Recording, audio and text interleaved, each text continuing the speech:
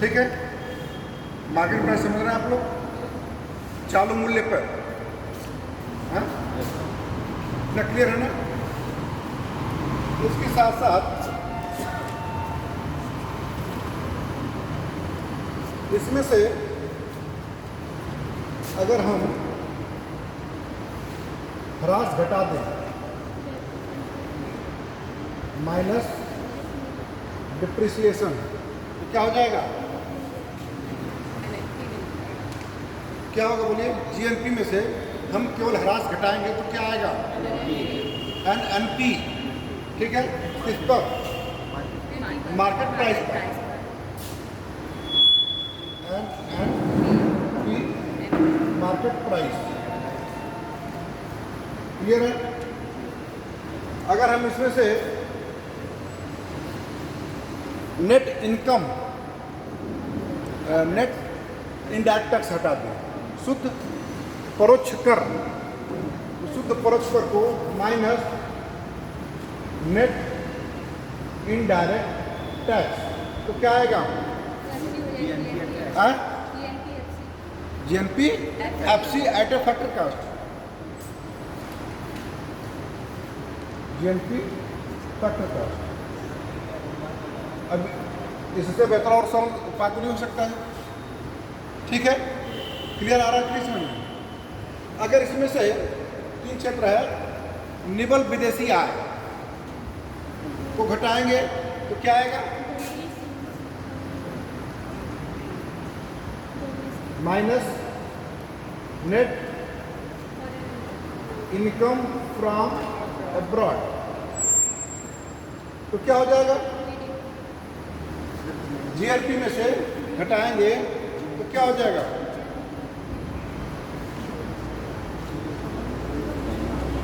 बोलिए, इधर आ जाओ बेटा। हम अगर जीएनपी मार्केट प्राइस में से नेट इनकम फ्रॉम अब्रॉड यानी विदेशों से शुद्ध सकल आय को घटाएंगे तो क्या आएगा?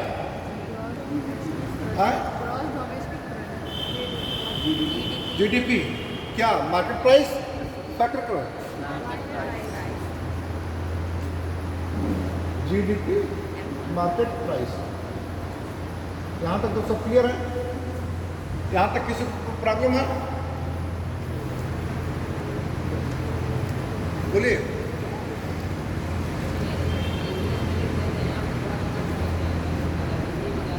हम बोल रहे हैं ना हिंदी में एक्सप्लेनेशन। क्या? नेट शुद्ध राष्ट्रीय उत्पाद, इसको हिंदी में कहें, आ जाओ, शुद्ध राष्ट्रीय उत्पाद किस पर? बाजार मूल्य पर। ठीक है, जीडीपी सकल घरेलू उत्पाद बाजार कीमत, सकल राष्ट्रीय उत्पाद फैक्टर कास्ट यानी साधन लागत पर। यहां तक समझ में आ रहा है? साधन लागत भी समझ रहे हैं आप लोग? मैं लिखा भी दिया हूं, यहां तक कोई दिक्कत नहीं होनी चाहिए। ठीक है, कोई दिक्कत और यहां से?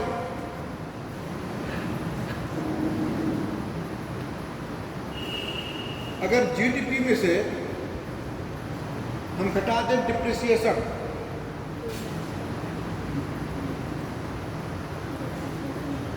डिप्रिसिएशन माइनस, तो क्या आएगा? NDP net domestic product. NDP market price. ठीक है, एनएनपी मार्केट प्राइस में से हम क्या घटाएंगे कि एनडीपी मार्केट प्राइस आएगा? एनएनपी यानी, बोलिए, क्या घटाएंगे? एनएनपी मार्केट प्राइस में से क्या घटाएंगे कि एनडीपी मार्केट प्राइस आएगा? विदेशों से प्राप्त शुद्ध आय minus net income from abroad. Clear? समझ में आ रहा कि नहीं पूरी तरह से? आपको बेटा स्पष्ट बोलिएगा, क्योंकि ये फिगर आप लोग बना लेंगे तो उससे मोटर समझ जाएंगे, और थोड़ा सा जरूर प्रयास कीजिए। ठीक है, अगर इसमें से हम शुद्ध अप्रत्यक्ष कर को घटा दें माइनस नेट इनकम टैक्स, तो क्या आएगा?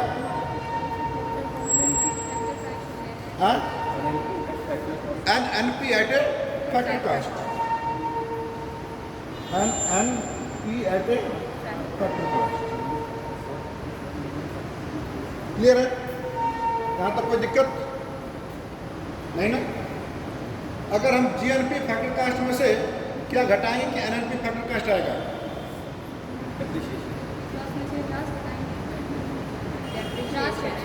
ह्रास घटाएंगे ना,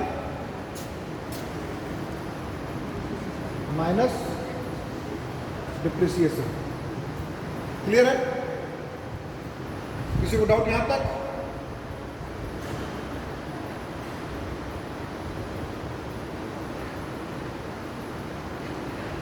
इसमें से हम क्या घटाएंगे? GDP as a factor cost आएगा।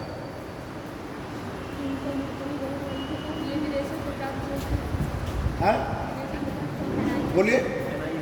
NI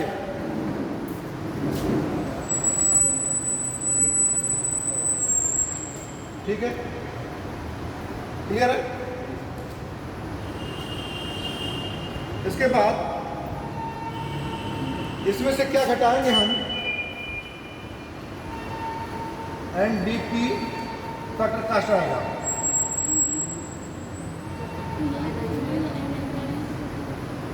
बोलिए। क्लियर है? Minus NIFA। क्लियर है? अब NDP मार्केट प्राइस में से हम क्या घटाएं कि NDP फैक्टर कास्ट आएगा?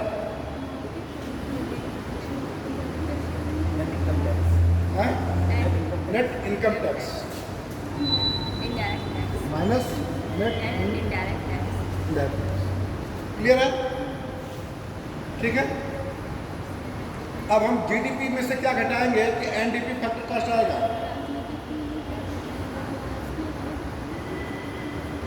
बोल बेटा है?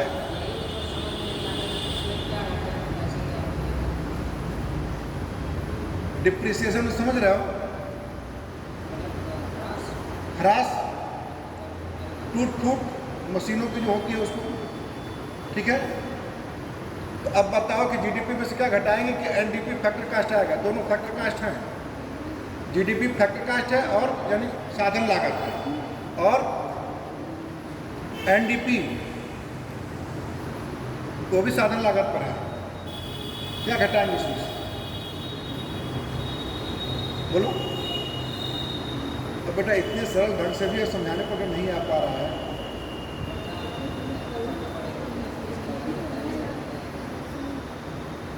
Depreciation minus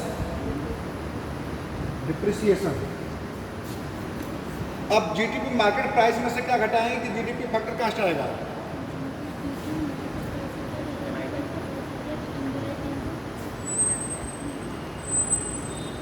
NIE minus. ये पूरा कंप्लीट हो गया। यही 8 फैक्टर आप लोगों को मैं लिखाया अभी का। इसमें से आपको कोई दिक्कत? इसको घर पर ले जाके कई बार आप लोग बनाएंगे तो आपको समझ में आ जाएगा। तो एग्जामिनेशन में जब जाएंगे तो अगर ये फिगर आपको याद है तो तत्काल आप कर लेंगे। ठीक है, यहाँ आप किसी को न समझ में आया हो तो बताएं। आपको बिटिया समझ में आया है? नहीं समझ में आया? आप पहले सामने आ जाओ, क्योंकि दूर चमक रहा होगा एकदम। या तो आगे आ जाओ या तो बच्चे के पीछे चले जाओ। और जहाँ न समझ में आया हो किसी को भी, इसको बना लीजिए आप लोग, और 1-2 बार घर जाकर के जरूर प्रैक्टिस कीजिए कि आपको ये समझ में आए। अगर उसके बावजूद भी ना समझ में आया तो फिर मैं पूछूंगा।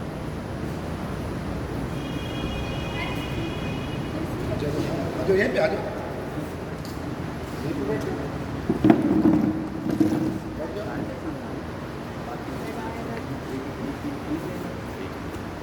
ये पूरा क्लियर है कि नहीं आपको?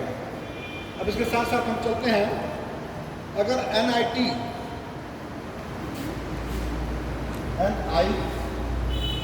को अगर हम करें, अप्रत्यक्ष कर में से क्या घटाते हैं? सब्सिडी। इतना तो सबको क्लियर होगा है? इनडायरेक्ट टैक्स माइनस सब्सिडी, ठीक है।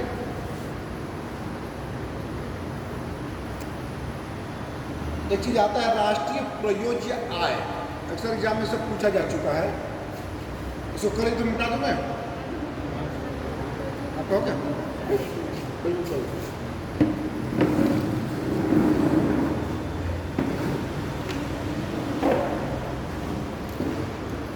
ये पूरा आपका नेशनल इनकम का सार है, इसके बाद जीबीए कहीं भी लगा देंगे, मूल्यवर्धन है, वो आपको ऑटोमेटिक आ जाएगा।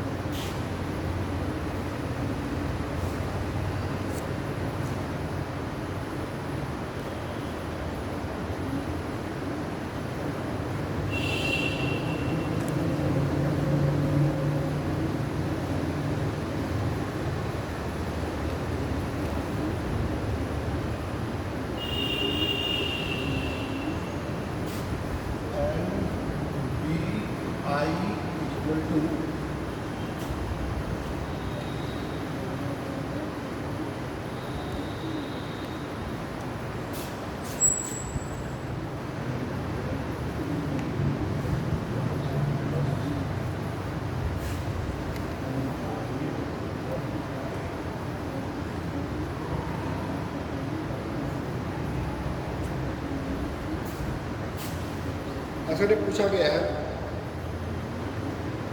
राष्ट्रीय प्रयोज्य आय, प्रयोज्य मतलब क्या होता है? NDI का मतलब नेशनल डिस्पोजेबल इनकम, इसको लिख लीजिए, राष्ट्रीय प्रयोज्य आय या नेशनल डिस्पोजेबल इनकम। NDI का मतलब है नेशनल डिस्पोजेबल इनकम।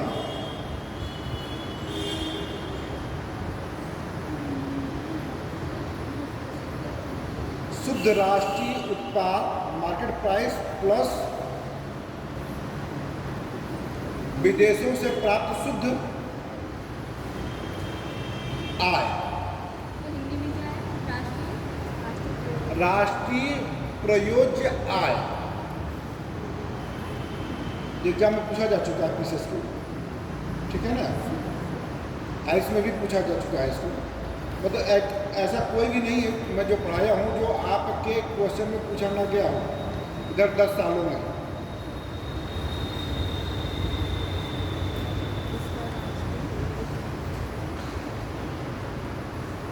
ठीक है, सब लोग उठा दो, अब इसके आगे चलो। अब लिखिए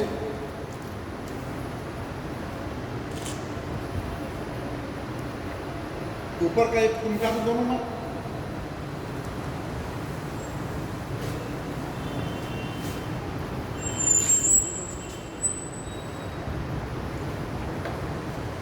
एक ही पूछा है पिछले सालों में, NVA factor cost. NVA factor cost, NVA का मतलब क्या समझ रहे हैं?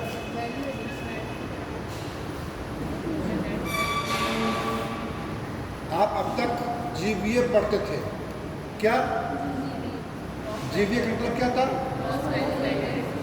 ग्रॉस वैल्यू एडेड, और NVA का मतलब नेट वैल्यू एडेड, यानी शुद्ध मूल्य वृद्धि एट ए फैक्टर कास्ट, यानी कारक लागत या साधन लागत पर।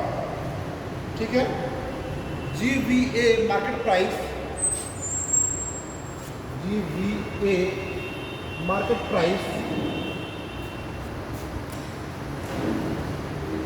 माइनस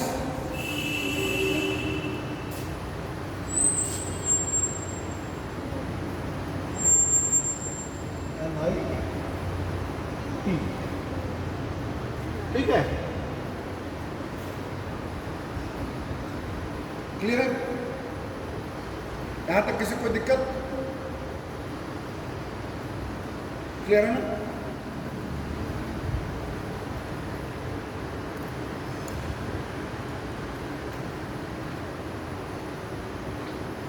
अच्छा, बेसिक कीमत पर जीवीए को जो लिया गया है, जीवीए मार्केट प्राइस और बेसिक प्राइस, ये कहां से लिया गया है?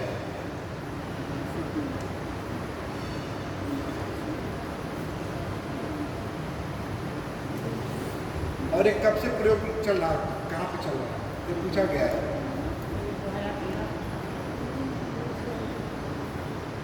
लिख लीजिए इसको, बेसिक कीमत पर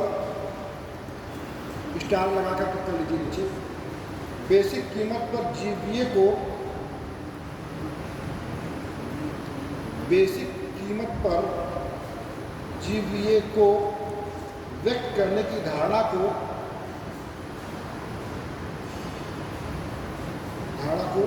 सीएसओ ने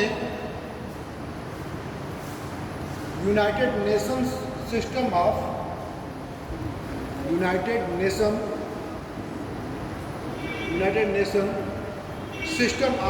अकाउंटिंग से लिया है। अनुराधा, आप इधर आ जाओ, वहां से दिखेगा नहीं ब्लैक बोर्ड पर, आपको सामने से नहीं दिखेगा, ठीक, सामने बच्चों पीछे आ गया, ठीक है। बेसिक कीमत पर जीवीए को व्यक्त करने की धारणा को सीएसओ ने United nation system of accounting से लिया है, जो वहाँ 1993 से ही प्रयोग में है, 1993 से ही प्रयोग में है। इसके बाद अन्य देशों में हुआ, और भारत में कब आया ये फिर? 2015 में। सोचिए कितने सालों बाद हम इस चीज़ को अडॉप्ट कर पाए, ठीक है। अब लिखिए व्यक्तिगत आय, यानी व्यक्तिगत आय,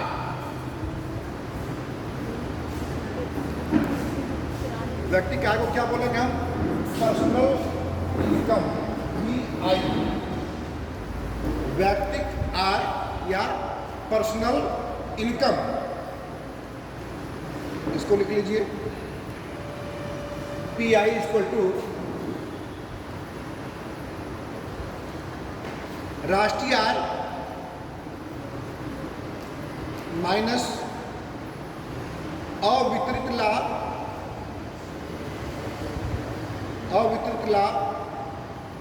माइनस अवितरित लाभ जो मैंने बटा हुआ न हो, माइनस परिवारों द्वारा की गई निबल ब्याज अदायगी,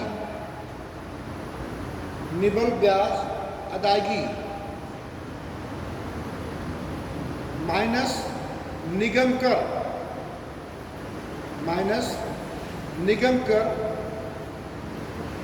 प्लस सरकार और फर्मों से परिवारों को की गई अंतरण अदायगी,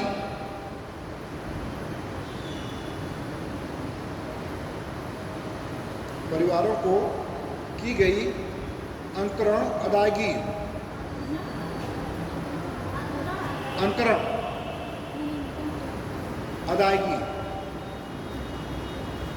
फिर अब लिखिए पर्सनल डिस्पोजेबल इनकम,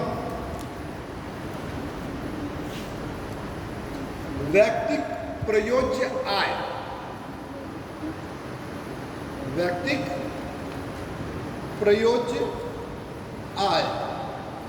मैं तेज तो नहीं बोल पा रहा हूँ, लिख पा रहा कि नहीं आप लोग? दिक्कत हो रही है लिखने में? सब लोग अगल बगल झांक रहे हैं इसलिए मैं पूछ रहा हूँ।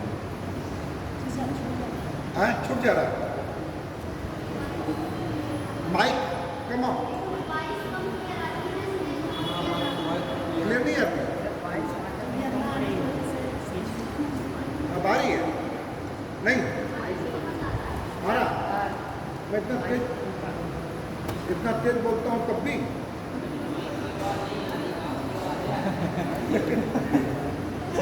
हेलो आई। जब यहाँ से जाते हैं वहां पर बहुत तेज चिल्लाने लगता है। व्यक्तिगत प्रयोज्य आय यानी पर्सनल डिस्पोजेबल इनकम, ठीक है, बराबर व्यक्तिगत आय माइनस व्यक्तिगत कर अदायगी, व्यक्तिगत कर अदायगी माइनस गैर कर अदायगी। रिपीट कर रहा हूं, व्यक्तिगत प्रयोज्य आय बराबर व्यक्तिगत आय माइनस व्यक्तिगत कर अदायगी माइनस गैर कर अदायगी, माइनस गैर कर अदायगी। अगर आपके पास 10,000 रुपये की सैलरी आपको मिलती है तो क्या वो सभी आपको बैक कर सकते हैं आप? क्यों? क्या चीज? सेविंग भी करते हैं, ठीक है, इसके अलावा और? लेकिन कोई इन्वेस्टमेंट ना करे, कोई बचत ना करे तो क्या 10,000 का 10,000 आप डिस्पोजेबल कर सकते हैं? क्यों नहीं कर सकते? हाँ, सरकार को क्या देने पड़ेंगे? आपको टैक्स देने पड़ेंगे। वो लिखा है कि व्यक्तिगत कर अदायगी, तो जो भी आप आय जनरेट करते हैं उस पर क्या टैक्स करते हैं? Income tax. व्यक्तिगत कर अदायगी यही है कि आप जो इनकम टैक्स है उसकी भरपाई आप करते हैं। अगर मान लीजिए मैं 1 लाख सैलरी पाता हूँ तो क्या 1 लाख सैलरी का मैं पूरा खर्च कर सकता हूँ? नहीं कर सकता। क्यों? क्योंकि उसमें हमारे इंश्योरेंस भी कटेंगे, GIS कटते हैं। इसके अलावा हमें इनकम टैक्स भी देना पड़ता है। तो हर महीने अगर 1 लाख सैलरी है तो उसका ये मान चलिए कि 10% तो कट ही पड़ता है। उतना कटने के बाद ही तब आपके अकाउंट में आएगा, तब आप उसको खर्च कर सकते हैं। इसके अलावा और भी गैर कर अदायगी, ठीक है ना, जैसे डिस्पोजेबल वो आपका इंश्योरेंस का होता है, और कुछ लोगों को मेडिकल भत्ता भी होता है। कई कंपनियों में, फैक्ट्रियों में, गवर्नमेंट में या फॉरेन में भी होता है। इसके बाद ही तब आपको सैलरी दी जाती है। जैसे कहा जाता है कि फॉरेन में मेडिकल सुविधाएं आपको फ्री हैं। तो फ्री क्यों है? फ्री इसलिए है कि जो भी आपकी इनकम होती है, चाहे आम पब्लिक हो या सैलरी हो या कोई भी प्रयोक्ता हो, उससे उतनी आय ले ली जाती है ताकि आपको समय पर कहीं भी आप रहें आपको मेडिकल की सुविधा दी जा सके।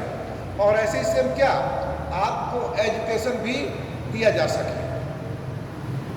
ठीक है, यहाँ तक क्लियर है? फिर आगे चलिए।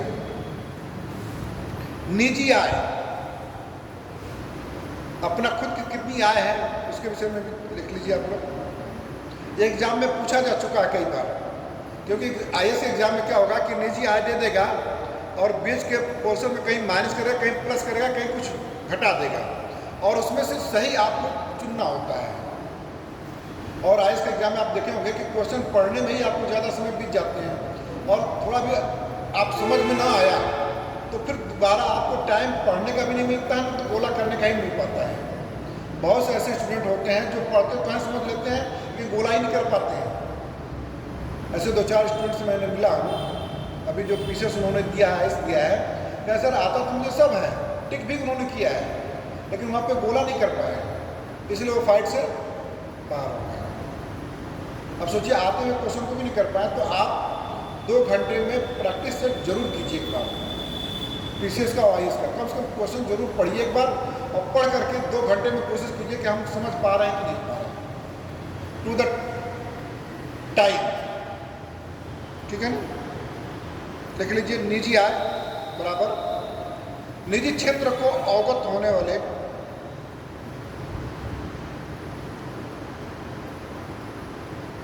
निजी क्षेत्र को उपगत समझ रहे हैं आप लोग, इनपुट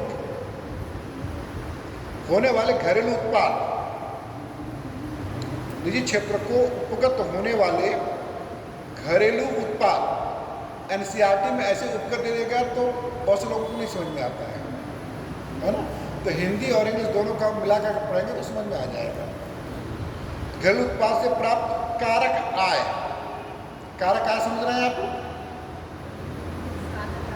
साधन आय, साधन आय क्या क्या है प्रोडक्शन के? भूमि, श्रम, मजदूर और पूंजी। ठीक है ना? निजी क्षेत्र को उपगत होने वाले घरेलू उत्पाद से प्राप्त कारक आय प्लस राष्ट्रीय ऋण ब्याज, राष्ट्रीय ऋण ब्याज प्लस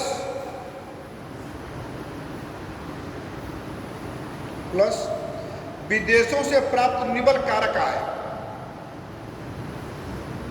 विदेशों से प्राप्त निवल कारक आय प्लस सरकार से चालू अंतरण, अंतरण समझ रहे हैं आप लोग? अंतरण, अनुदान, ठीक है, या सब्सिडी या उपदान। सरकार से चालू अंतरण प्लस शेष विश्व से अन्य निवल अंतरण प्लस शेष विश्व से अन्य निवल अंतरण।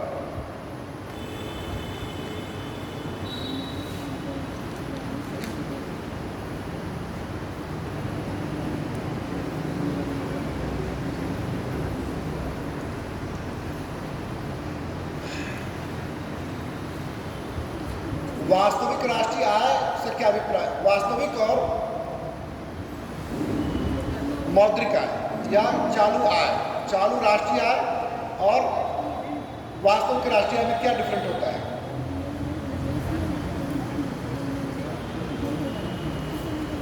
मैंने आप लोगों को समझाया भी है, विशेष और आइस दोनों में पूछा भी गया है।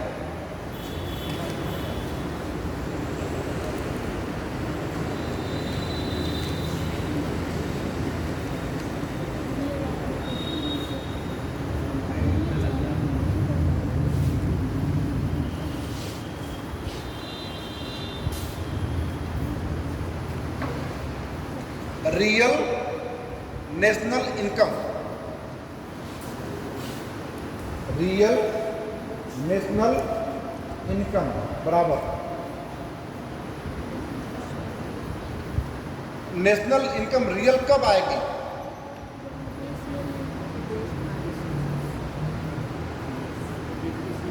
हाँ? जब डिप्रिसिएशन होगा, जब डिप्रिसिएशन नहीं होगा। हाँ, बेस ईयर से क्या अभिप्राय? जो मतलब कि हमारा बेस ईयर 2011 का प्राइस है उसके अकॉर्डिंग मिलेंगे। तो उसको हम क्या कहते हैं? आधार कीमत पर या स्थिर कीमत पर, उसको हम क्या कहते हैं? स्थिर कीमतों पर। उसको क्या लिख सकते हैं? स्थिर कीमत पर नेशनल इनकम को क्या कहेंगे आप? वास्तविक राष्ट्रीय आय। और आर्थिक समृद्धि में, आर्थिक विकास में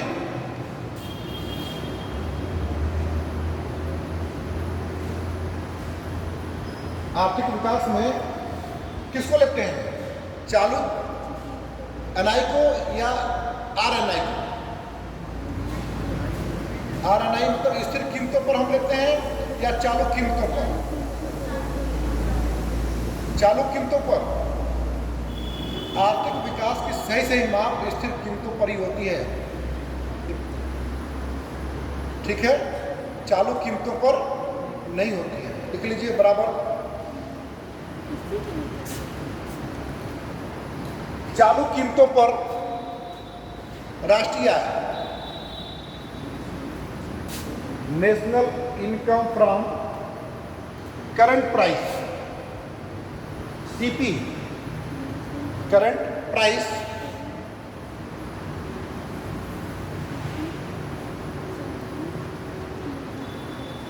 राष्ट्रीय, इसको लिख लीजिए हिंदी में, चालू कीमतों पर राष्ट्रीय आय, NICP का मतलब है चालू कीमतों पर राष्ट्रीय आय बटे चालू वर्ष का सूचकांक।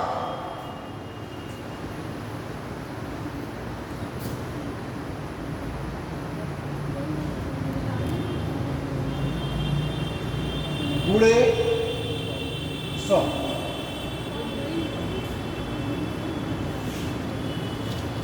क्लियर है? ये पूछा जाता है, मैक्सिमम पूछा जा चुका है पीसीएस में भी, कि वास्तविक राष्ट्रीय आय किस पर होगा। तो जैसे आपको दे देगा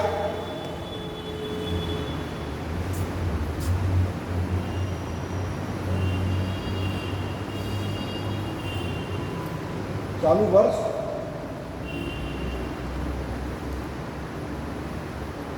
राष्ट्रीय आय,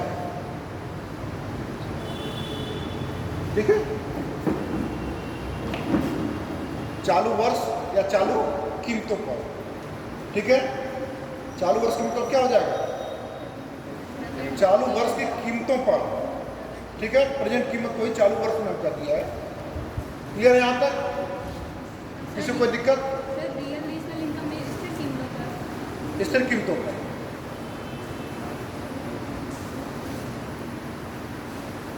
चालू वर्ष में कीमत या चालू कीमत पर राष्ट्रीय आय, ठीक है। क्लियर है? किसी को कोई डाउट तो नहीं है इसमें? अक्सर एग्जाम में पूछा जा चुका है, ठीक है। एक चीज और भी बिठा दें, बिठा दो।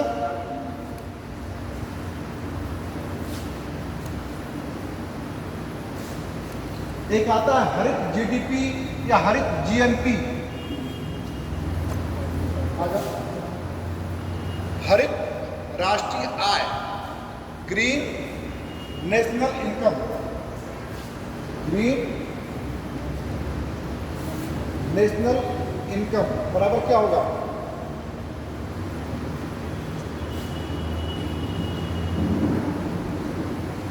लिख लीजिए बराबर हरित राष्ट्रीय आय, GNI का मतलब हरित राष्ट्रीय आय बराबर शुद्ध राष्ट्रीय आय, शुद्ध राष्ट्रीय आय माइनस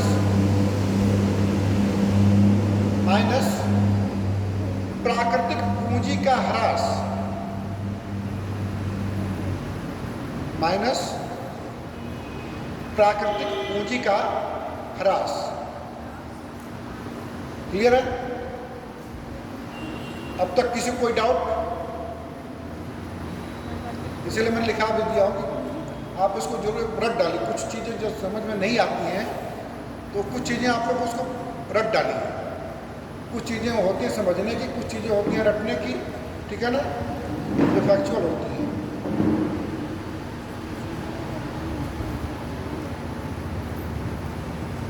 क्लियर आपको? अब समस्या होती है कि गणना में कठिनाइयाँ क्या आती हैं।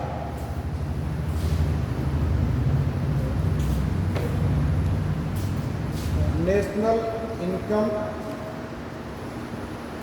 गणना की कठिनाई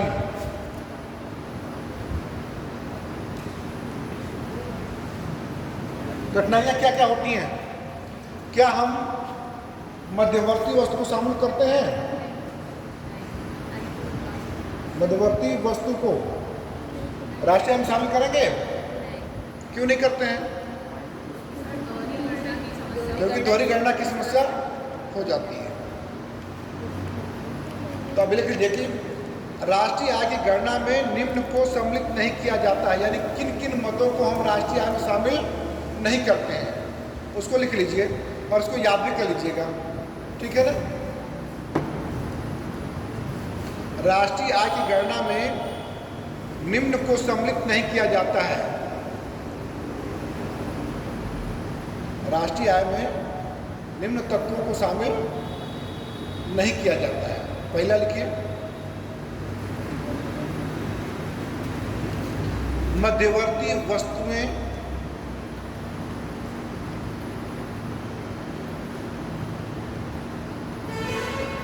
कामा पुरानी वस्तुएं तथा सेवाएं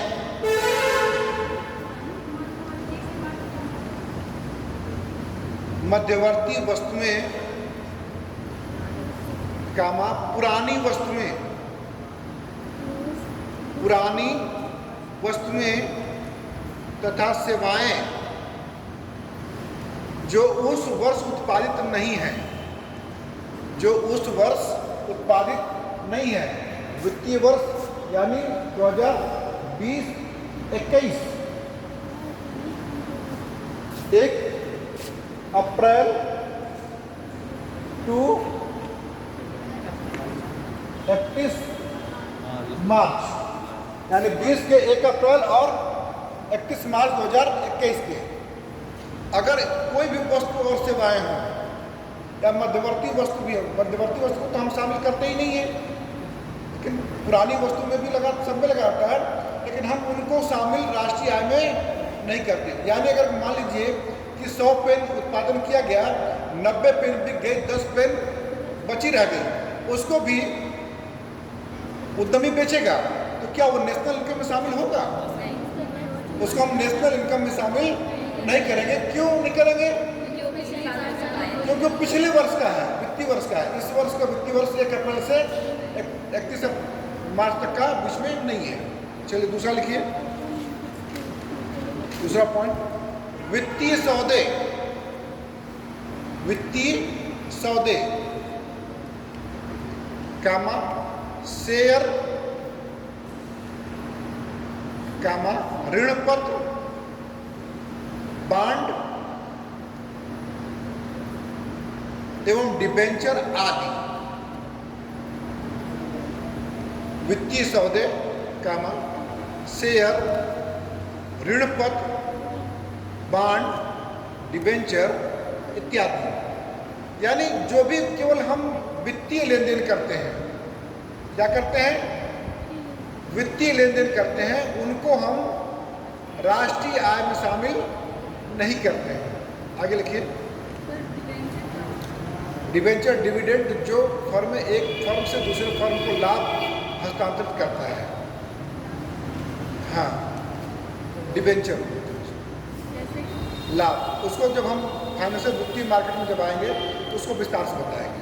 बस इतना समझिए उसको डिबेंचर, ठीक है ना? आगे तीसरा पॉइंट ले लीजिए, पूंजीगत लाभ कामा तो पूंजीगत लाभ या हानि कामा अप्रत्याशित लाभ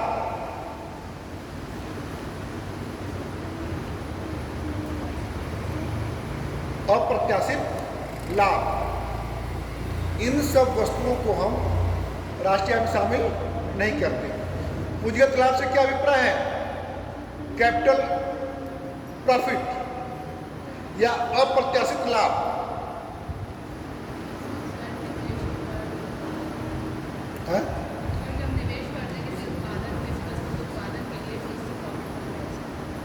पूंजीगत लाभ है, प्रॉफिट नहीं बात कर रहे हैं। प्रॉफिट तो क्या होता है? जितना आपने लागत लगाया और उसको बेचा, उसका डिफरेंट प्रॉफिट होता है। लेकिन पूंजीगत लाभ हाँ, पूंजी से जो प्राप्त आय प्राप्त करते हैं या घाटा होता है आपको, मशीनों पर जो पूंजीगत लाभ यानी इन्वेस्टमेंट जब आप करते हैं तो किस पर करते हैं? मशीन, उपकरण, है ना, इत्यादि पर करते हैं। हाँ? इनकम पर, हाँ, उसको हम शामिल नहीं करेंगे, कैपिटल पर, ठीक है ना। यानी पूंजीगत लाभ या पूंजीगत उसको कहा जाए कि जैसे मशीनें हो गई, उपकरण हो गए, डॉक्टर के सामान हो गए, है ना, ये सब चीज़ें क्या होती हैं? कैपिटल फॉर्मेशन करते हैं, जो पूंजी का निर्माण करती हैं, ठीक है ना। उसके साथ अप्रत्याशित लाभ, इसका क्या अभिप्राय है? जैसे कि आपके वित्तीय वर्ष में ही आपकी एक नई माइंस मिल गई, किसकी? डायमंड की, और उसके प्रोडक्शन हो गए, यानी मिल गई, तो आपकी नेशनल इनकम तो बढ़ गई। ये आपका पहले से प्रोडक्शन नहीं था, लेकिन खान आपकी मिल गई, तो उसको हम नेशनल इनकम में शामिल नहीं करेंगे, राष्ट्रीय आय में शामिल नहीं करेंगे। आगे पॉइंट लीजिए, विदेशों से प्राप्त उपहार, विदेशों से प्राप्त उपहार। अगला पॉइंट, पांचवा, एक फैक्ट्री का बिजली खर्च, एक फैक्ट्री का बिजली खर्च, कामा वैज्ञानिक खोजों में प्रयोग की जाने वाली वस्तुएं, वैज्ञानिक खोजों में प्रयोग की जाने वाली वस्तुएं, कामा एक होटल द्वारा खरीदी गई सब्जियां तथा अन्य खाद्य, एक होटल द्वारा खरीदी गई सब्जियां तथा अन्य खाद्य, कामा रॉयल्टी के रूप में किया गया भुगतान, रॉयल्टी के रूप में किया गया भुगतान, रॉयल्टी के रूप में किया गया भुगतान। इनको क्यों नहीं शामिल किया जाता है? ये कौन सी वस्तुएं आएंगी? अंतिम वस्तुएं आएंगी या मध्यवर्ती वस्तुएं आएंगी या माल सूची? ये सभी वस्तुएं क्या है? मध्यवर्तीय वस्तुएं हैं, इसलिए हम उनको राष्ट्रीय आय में शामिल नहीं करेंगे। देख लीजिए, क्योंकि ये मध्यवर्ती भुगतान है, क्योंकि यह मध्यवर्ती भुगतान है। अगला लिख लीजिए, क्योंकि इससे क्वेश्चन आपके बने हैं और कई सालों में बने हैं, इसलिए इसको लिखा दिया जा रहा है आपको। एक परिवार द्वारा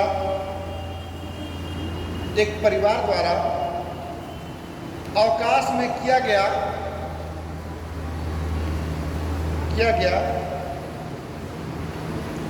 घर पर कार्य, जैसे सब्जी उगाना, कामा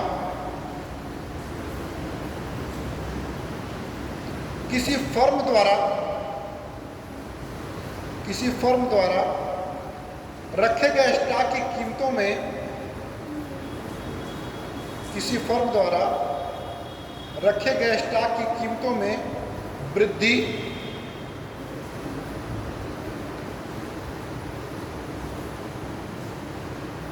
किसी फर्म द्वारा रखे गए स्टॉक की कीमतों में वृद्धि। अगला पॉइंट लिख लीजिए, एक फर्म द्वारा दूसरी फर्म को दिया जाने वाला लाभांश, जिसको कहते हैं हम डिविडेंड।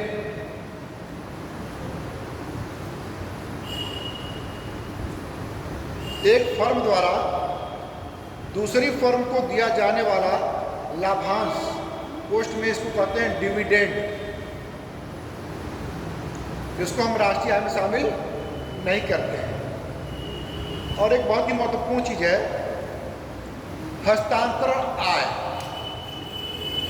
Transfer earning. इसको इनकम नहीं कहेंगे बल्कि अर्निंग, हस्तांतरण आय। जैसे पेंशन, भत्ता, बेरोजगारी भत्ता इसको कह सकते हैं आप, पेंशन, बेरोजगारी भत्ता, छात्रवृत्ति, उपदान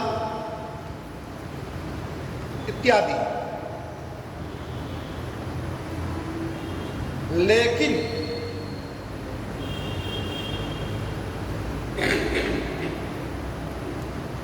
लेकिन एक मुश्त ग्रेचुइटी क्या हस्तांतरण आय जैसे पेंशन, बेरोजगारी भत्ता, छात्रवृत्ति इत्यादि को शामिल नहीं किया जाता है, को राष्ट्रीय आय में शामिल नहीं किया जाता है।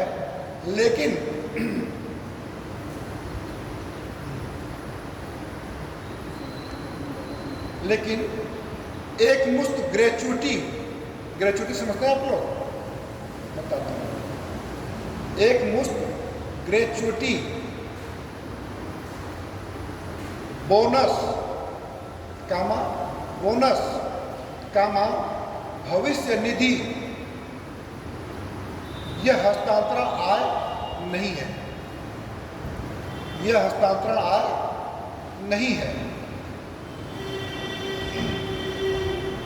इसका मतलब क्या हुआ कि ये तीन चीजें क्या आपके ग्रेचुइटी, बोनस और भविष्य निधि, ये आपके राष्ट्रीय आय में सम्मिलित की जाएंगी। ठीक है ना? ग्रेचुइटी का प्राय यह है कि जैसे कोई व्यक्ति साल भर काम किया है ना, या 5 साल काम किया, तो जो उसके एक मुश्त दिया जाता है कि आपको रिटायर करना है। क्या करना है? जैसे एक समय अवधि होती है कि जैसे आपको 60 साल सर्विस करनी है, लेकिन उनको हम 58 पर ही रिटायरमेंट करते हैं। ठीक है ना? तो उनको हम क्या करते हैं? ग्रेचुइटी दे देते हैं, एक मुश्त रकम दे देते हैं जिससे कि उनको हम रिटायर कर सकें। वेतन पर ग्रेचुइटी मिलती है और किसी पर नहीं मिलती है। किस पर मिलता है? वेतन पर। तो उसको हम जो है कि क्या करते हैं, वेतन पर मिल रहा है ग्रेचुइटी, इसलिए हम उसको क्या करेंगे, राष्ट्रीय आय में शामिल हो कि नहीं होगा? शामिल होगा। कि जो मिल गया ग्रेचुइटी, बोनस और भविष्य निधि। बोनस भी किसको मिलता है? क्लास 3 और 4 को मिलता है, क्लास 2 और क्लास 1 को बोनस नहीं मिलता है। क्यों नहीं मिलता है? कि उनकी पगार उनकी आवश्यकता नीड से बराबर हो जाती है, उससे अधिक होती है। लेकिन महंगाई को देखते हुए क्लास 3 एम्प्लॉई और क्लास 4 एम्प्लॉई की तनख्वाह इतनी ज़्यादा नहीं होती है, इसलिए स्टेट गवर्नमेंट और सेंट्रल गवर्नमेंट प्रति वर्ष उनको बोनस देती है 6,000, 10,000, ताकि वो बिल्कुल क्या कठिनाइयाँ आती हैं ये आपको समझ में आया कि नहीं? बोलेंगे तो नहीं आप लोग? उसको समझ में आ रहा कि नहीं? कुछ लग रहा है पीछे आवाज़ नहीं जा पा रही है। आवाज़ आ रही है? सर हाँ, ये जो पीएम निधि है, हाँ। इसको राष्ट्रीय आय में तो शामिल नहीं करें? पीएम निधि किसान सम्मान निधि। क्योंकि वो प्रोडक्शन है ही नहीं है, वो अनुदान है। वो अनुदान हो गया, तो उसको हम शामिल नहीं करेंगे। ठीक है ना? इसीलिए उपदान, अंशदान या भत्ता, इसलिए लिखा गया भत्ता। बेरोजगारी भत्ता, किसान का भाई उत्पादन नहीं हुआ उसके लिए भत्ता दिया गया है, तो वो राष्ट्रीय आय में शामिल नहीं किया जाएगा। जैसे जो सरकार 10,000 रुपये स्वनिधि योजना के तहत हाँ। देगी, जिसे बाद में वापस करना है, हाँ। उसको शामिल किया जाएगा। स्वनिधि योजना 10,000 रुपये दी जा रही है। हाँ, श्रमिकों को दिया जा रहा है। हाँ, उनको अगर सरकार दे देती है फिर लेती नहीं है। अगर फिर लेती है और विथ ब्याज सहित या ब्याज नहीं लेती है, रिफंड नहीं लेती है, तो उसको हम राष्ट्रीय आय में सम्मिलित करेंगे। ठीक है? एक गृहिणी की सेवा, वो उत्पादन तो करती है, ऐसा तो नहीं है। हमारे एक दूसरा व्यवहारिक पहलू कहते हैं कि मैं राष्ट्रीय आय की गणना में क्या क्या कठिनाइयाँ आती हैं सैद्धांतिक रूप से। सैद्धांतिक रूप से क्या कठिनाई आएगी गोरी गणना की जैसे कि पहली प्राथमिकता तो ये है कि जो प्रशासन पर व्यय किया जाता है, जो प्रशासन का उत्पादक है, उसको कैसे हम काउंटिंग करें। सैद्धांतिक पक्ष है और दूसरा व्यवहारिक पक्ष में।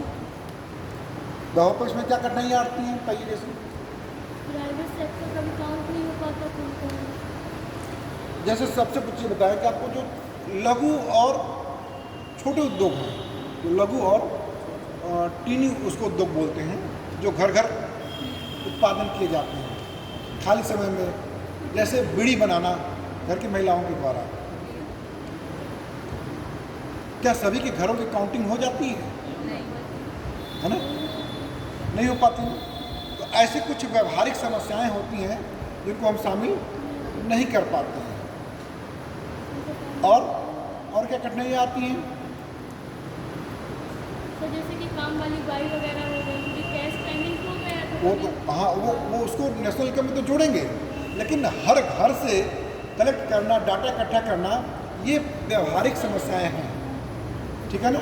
हम तो कह तो देंगे कि बाई के द्वारा जो घर में काम किया जाता है उसको हम नेशनल इनकम में जोड़ते हैं, जीडीपी में जोड़ते हैं, लेकिन उसका आकलन करना, कितना वृद्धि हुई, कितना मूल्यवर्धन हुआ। अब तो हम मूल्यवर्धन पे आ गए हैं ना, केवल प्रोडक्शन पे नहीं है, कितना उन्होंने मूल्यवर्धन किया, उसकी गणना करना हमारे लिए संभव नहीं हो पाता है। इस वजह से भी हमारी कठिनाइयाँ आती है। इसके अलावा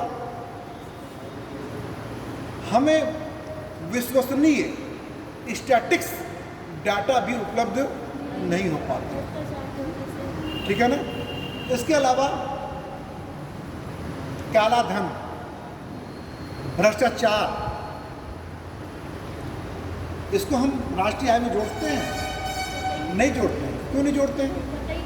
पता नहीं चलता, क्योंकि कितना काला धन है, कितना घूस लिया गया, क्या घूस को राष्ट्रीय आय में जोड़ेंगे? नहीं जोड़ेंगे। लेकिन हाँ, दलाल का कमीशन,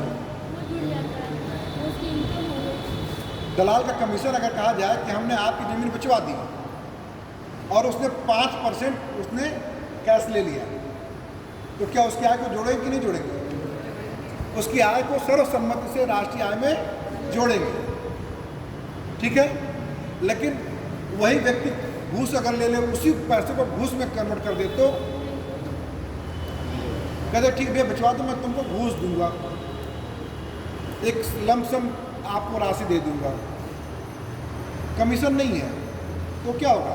तो ब्लैक मनी हो जाएगी। क्या हो जाएगी? वो ब्लैक मनी हो जाएगी। उसको हम राष्ट्रीय आय में शामिल नहीं करेंगे। अच्छा, नेशनल इनकम स्टॉक है या प्रवाह है? सर्वसम्मत से बोले सब लोग, प्रवाह है ना कि स्टॉक है?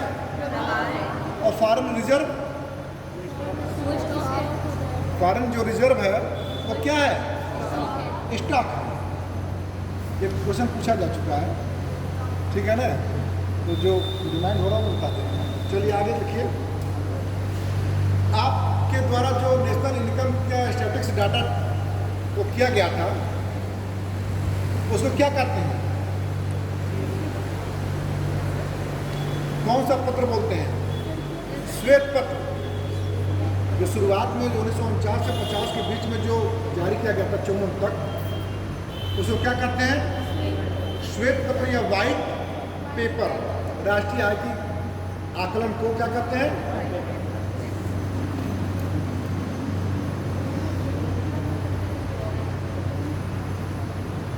ये जारी कब हुआ था सेसो द्वारा?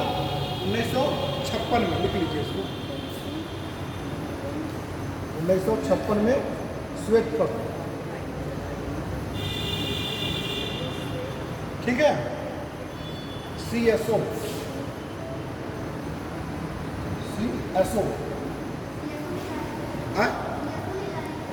हाँ,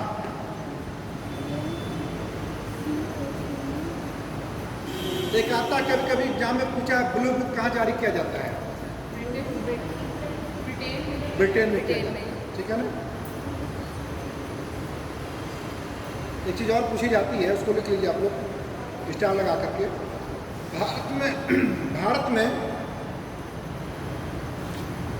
भारत में पूंजी निर्माण संबंधी आंकड़े, भारत में पूंजी निर्माण संबंधी आंकड़े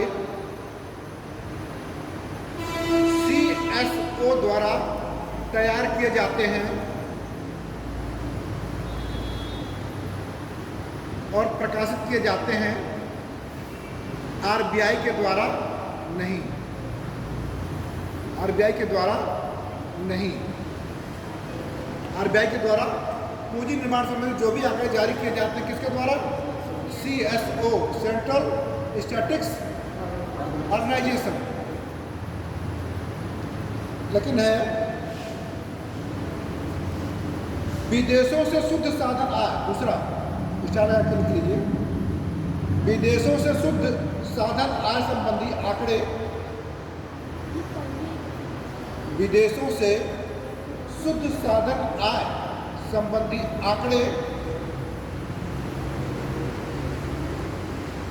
RBI द्वारा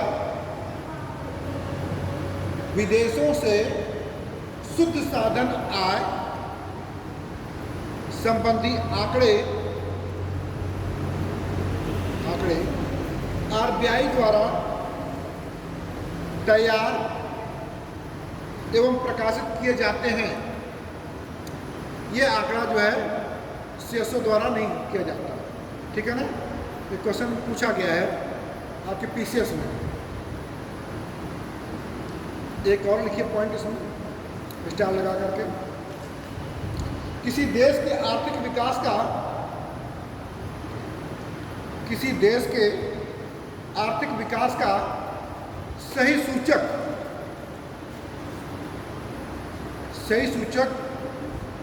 स्थिर कीमतों पर राष्ट्रीय आय है।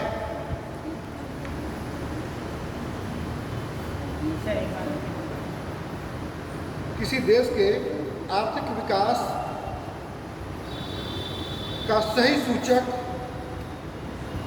स्थिर कीमतों पर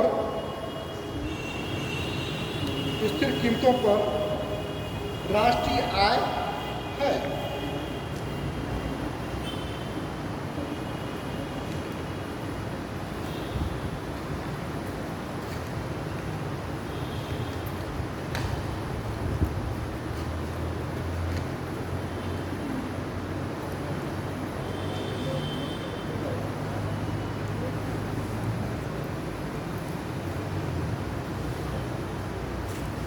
एक और लिख लीजिए पॉइंट वाइज में, क्योंकि पॉइंट वाइज में आपको याद भी रहेगा।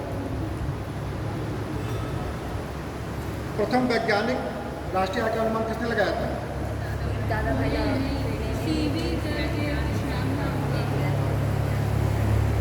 देखिए मैं विजय की बता चुका हूँ आपको।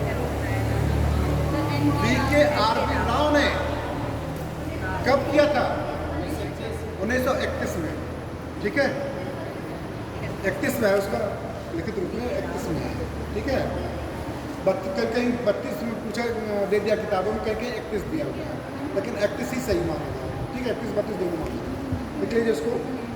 स्वतंत्रता से पूर्व राष्ट्रीय आय के अनुमान का प्रथम प्रयास दादा भाई नौरोजी ने किस सन में? 1868 में किया। कितना? 20 रुपया। कितना? 20 रुपया। देखिए आगे। जबकि प्रथम वैज्ञानिक अनुमान VKRB राव ने किया 1931 में। कितना? 44 रुपये, ठीक है। ये क्लियर रहेगा।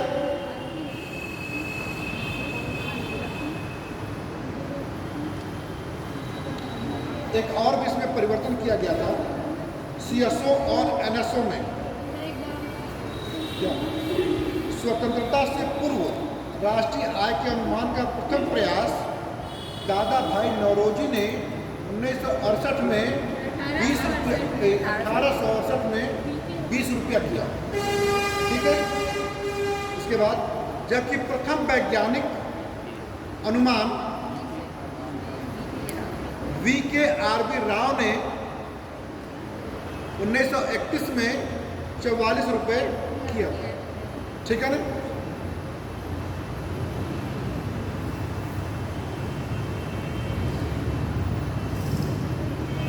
राष्ट्रीय आय समिति का गठन कब किया गया था?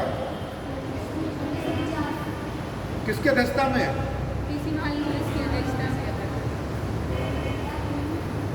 पीसी महालनोबिस के। इसके सदस्य कौन थे? सदस्य कौन कौन से थे? लिख लीजिए।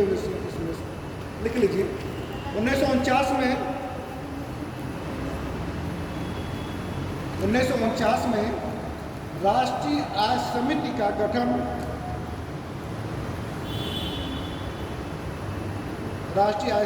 गठन पीसी महालनोबिस की अध्यक्षता में किया गया। पीसी महालनोबिस की अध्यक्षता में किया गया। इसके सदस्य D.R. गाडगिल तथा VKRB राव थे। D.R. गाडगिल और VKRB राव थे। साइमन कुजनेट्स को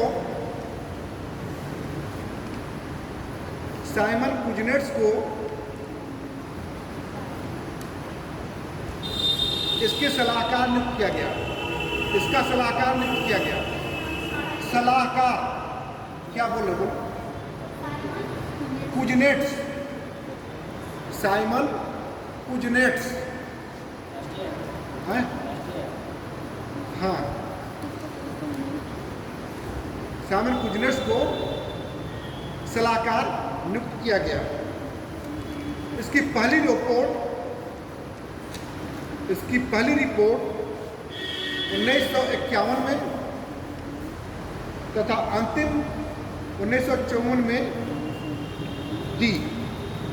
कितना था? 246 रुपया। कितना था? 246 रुपया। ठीक है।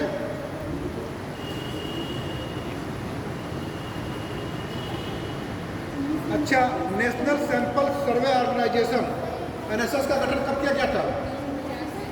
हाँ, NSO नेशनल सैंपल ऑर्गेनाइजेशन संगठन या भारतीय प्रतिदेश सर्वेक्षण 1950 में। किसके अध्यक्षता में? पीसी महालनोबिस के ही। ठीक है।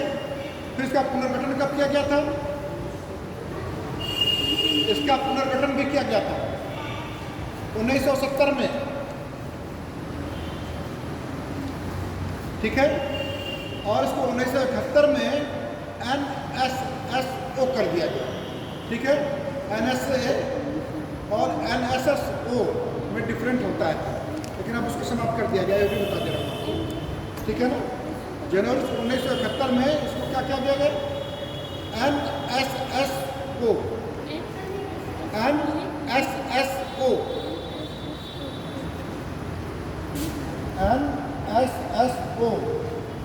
National sample survey organisation. ठीक है।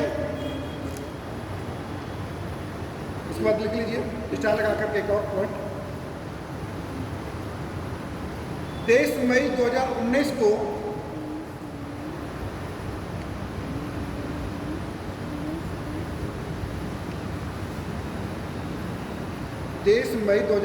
को NSSO तथा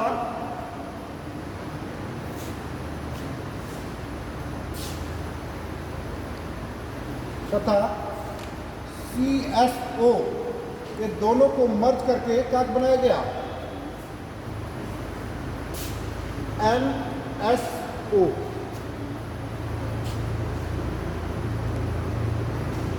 ठीक है। सर जब 1950 में बनाया गया था तब इसका नाम NSS नहीं था। क्या था बताइए? राष्ट्रीय आय समिति। राष्ट्रीय नहीं, इसको NSSO था या NSO? CSO।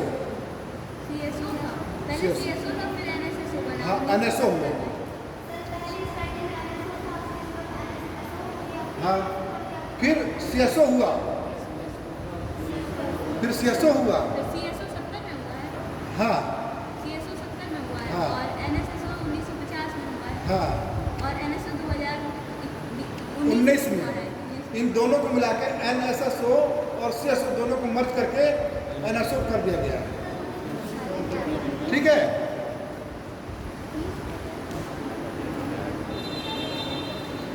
क्या बोलते हैं, 23 मई 2019 को NSSO तथा CSO को मर्ज करके नेशनल स्टैटिस्टिक्स ऑफिस NSO, संगठन नहीं रहा, ऑफिस हो गया। वो का मतलब ऑफिस हो गया। अब पहले आप पढ़ते थे, संगठन पढ़ते थे। National statistics office, national statistical office NSO का निर्णय लिया गया। एक चीज़ और भी पूछी जाती है कभी कभी आप लोग को, अब तो उसमें पूछा गया है एग्जाम में, हिंदू वृद्धि दर। हिंदू वृद्धि दर नाम सुना होगा कभी आप लोगों को? वो क्या होता है हिंदू वृद्धि दर? राष्ट्रीय आय होती है। किसने दिया था इसको? इसका कंसेप्ट किसने दिया था?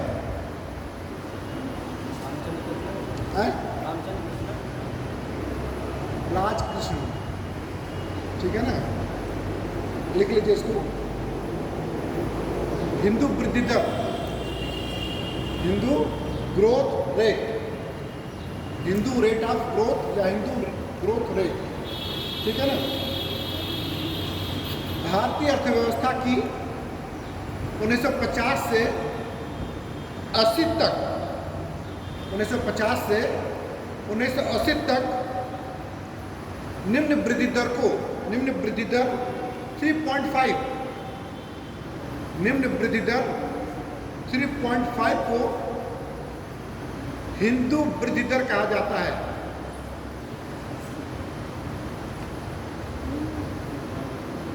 भारतीय अर्थव्यवस्था की 1950 से 1980 तक निम्न वृद्धि दर 3.5 को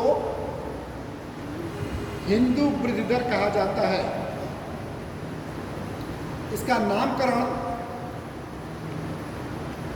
भारतीय अर्थशास्त्री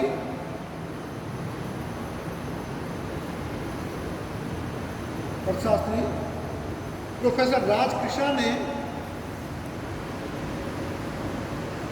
राजकृष्ण ने व्यंग्यात्मक टिप्पणी के रूप में, व्यंग्यात्मक टिप्पणी के रूप में एक सभा में की थी। ठीक है ना। बैंक पर हमारी ग्रोथ रेट शुरुआत में बहुत ही कम थी। ठीक है ना, 3.5 के आसपास थी। औसत रूप से कहा जाए, निकाला गया तो 3.5 या इससे कम था। इसलिए इसको हम, इस वृद्धि दर को हम 3.5 को हिंदू वृद्धि दर कहते हैं। ठीक है। निम्न वृद्धि क्या नामकरण प्रोफेसर राजकृष्ण, भारतीय अर्थशास्त्री प्रोफेसर राजकृष्ण ने व्यंग्यात्मक रूप में किया था। ठीक है, क्लियर है। अब जल्दी से एक और भी आपको थोड़ा सा लिखा दें। मैंने कहा था आपको कि भारतीय अर्थव्यवस्था का अनुमान कितने क्षेत्रों में किया जाता है?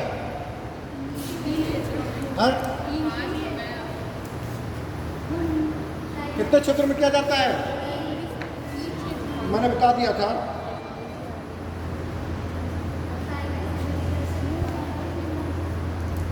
लिख लीजिए 6 क्षेत्र तथा 14 उपक्षेत्र। उपक्षेत्र लिखिए, जब फटाफट जल्दी से लिख लीजिए। भारत में राष्ट्रीय आय का अनुमान, जल्दी से लिखिए, 2 पैराग्राफ है। भारत में राष्ट्रीय आय का अनुमान। भारत में राष्ट्रीय आय के अनुमान के संबंध में चौथी लिखिए, क्योंकि टाइम 5-6 मिनट का है बस। भारत में राष्ट्रीय आय के अनुमान के संबंध में उत्पादन कामा आय तथा व्यय विधि का मिश्रित प्रयोग किया जाता है। उत्पादन आय तथा व्यय विधि का मिश्रित प्रयोग किया जाता है। लिखिए, चेंज कर भारत में राष्ट्रीय आय के अनुमान के लिए, भारत में राष्ट्रीय आय के अनुमान के लिए सांख्यिकी संगठन ने संपूर्ण अर्थव्यवस्था को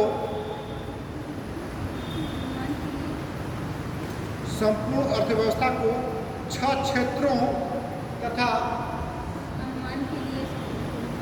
भारत में राष्ट्रीय आय के अनुमान के लिए सांख्यिकी संगठन ने संपूर्ण अर्थव्यवस्था को 6 क्षेत्रों तथा 14 उपक्षेत्रों में विभाजित किया है, जो इस प्रकार हैं। ए,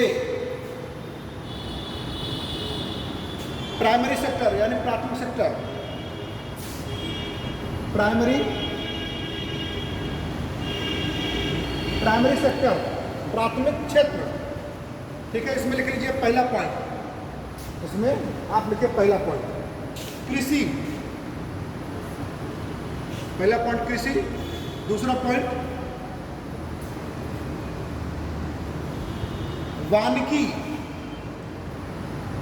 वानिकी और लट्ठा,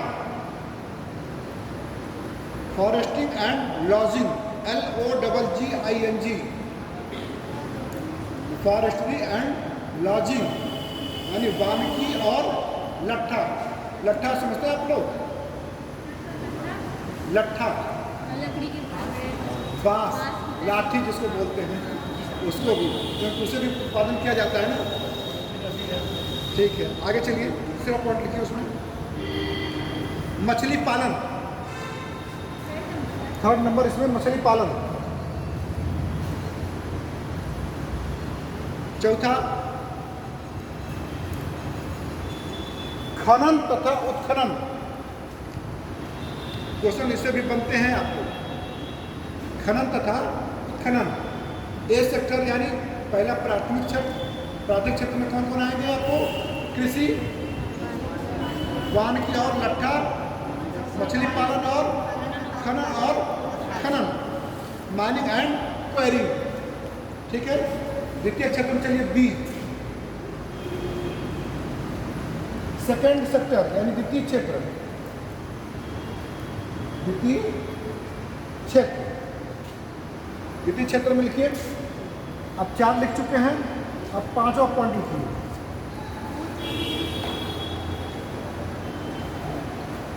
विनिर्माण, 5वां पॉइंट है विनिर्माण, मैन्युफैक्चरिंग। फिर 6वां पॉइंट है केवल निर्माण, निर्माण को क्या कहेंगे? कंस्ट्रक्शन। ठीक है, फिर अगला पॉइंट 7वां बिजली, गैस, बिजली कामा गैस और जल आपूर्ति,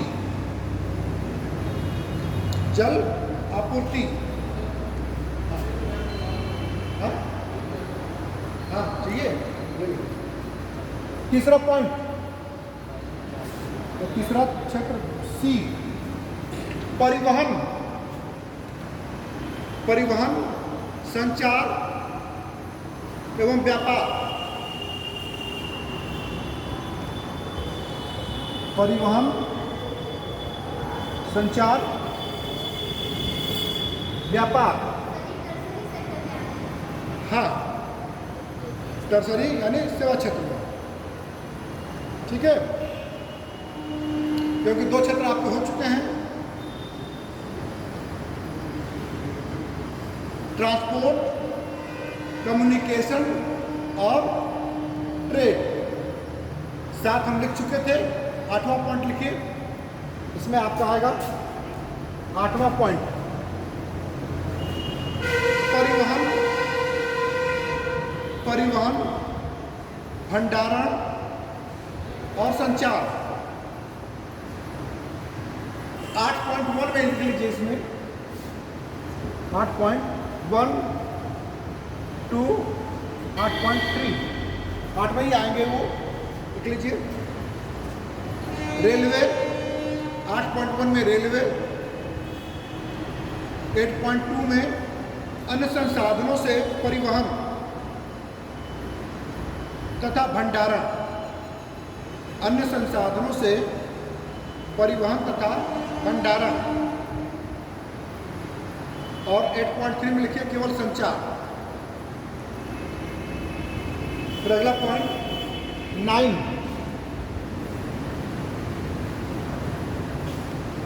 व्यापार, होटल और रेस्टोरेंट, व्यापार, होटल और रेस्टोरेंट। अगला डी पॉइंट लिखिए, वित्त एवं वास्तविक संपदा, वित्त एवं वास्तविक संपदा।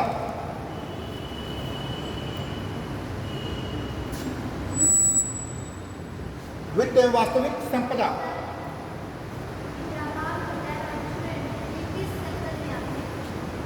सर्विस सेक्टर, ये हाँ, ये 1 और 2 के बाद जितने हम लिखवा रहे हैं डी से, वो सब सर्विस सेक्टर में ही आपके आप रहे हैं, ठीक है, क्लियर रहेगा।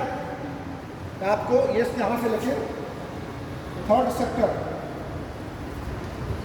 ठीक है, यानी टर्सरी सेक्टर, यानी इसको कहेंगे हम सेवा क्षेत्र, ठीक है, ये क्लियर रहेगा। चलिए आगे, वित्त एवं वास्तविक संपदा में पहले लिखिए 10वां पॉइंट,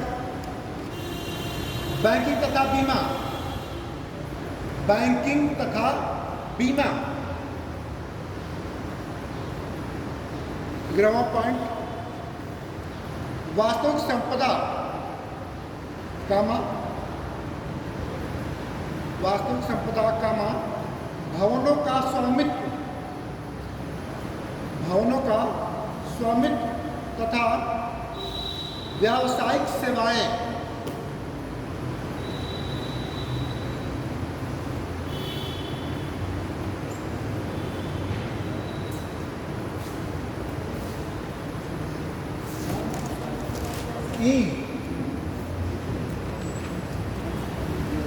ये पॉइंट पे लिखिए, हाँ, व्यावसायिक सेवाएं, स्वामित्व तथा व्यावसायिक सेवाएं। अब लिखिए सामुदायिक एवं निजी सेवाएं, सामुदायिक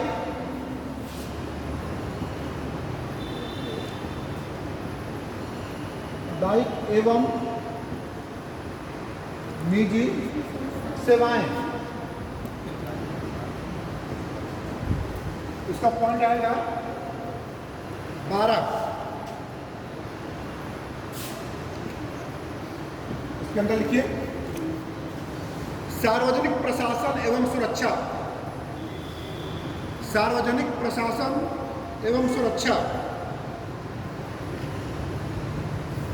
सार्वजनिक प्रशासन एवं सुरक्षा। 13वां पॉइंट बीसी में आएगा अन्य सेवाएं, अन्य सेवाएं और लास्ट पॉइंट है आपका एफ, विदेशी व्यवहार या विदेशी क्षेत्र।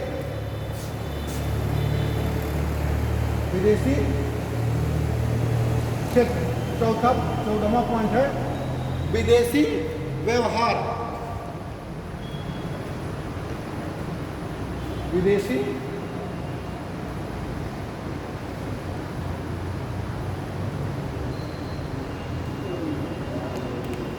क्लियर। अब आपका नेशनल इनकम हमारी तरफ से पूरी तरह से समाप्त। अब किसी को ऐसा व्यक्ति है जो न समझ में आया हो कोई चीज़ तो पूछ ले, 5 मिनट समझ ले सकता हूँ। उसके बाद फिर उसके बाद नेशनल इनकम चैप्टर आपको नहीं पढ़ाया जाएगा।